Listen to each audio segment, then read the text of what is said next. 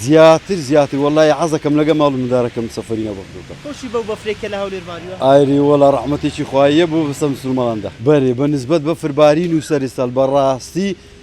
جواني شي زور جوانه ده تاثر شي كردستان بالنسبه باريني او بفره كوتا زار والله بفكري خم دو سار بيج استباران بفر باري بس وكو اوصلنا شربوا في الاورو لسبيني ولا نوع عاقري داراني وشرب بفر ما كردوا لقيت شي والله لقى برا كان لقى مالو زياتر والله عزكم لقى مالو مداركم سفرين بردوكا مولو من دولة الدنيا خوشة بوي كي استاله هولير بفر هر زوري جري والله هر اوتي بياني هر درسوني لما چی ته بو هاولاتیان که والله کشدا چی کن براستي امن زياتر بو هاولياتن اوم هي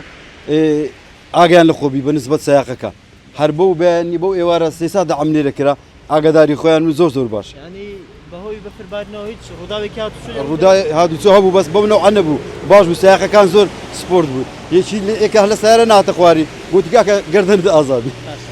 أمسا لا سالاني رابردو كبيني بيت بفر باري صالح بو كزور بفر باري بله والله تسارك اما نوتو يكاتيني اوكس نزانا ما شاء الله بفرشي اوا باري تقريبا متروني وقت شتشي اواله بو بفر باري نوتو يك اودي امن ببيرم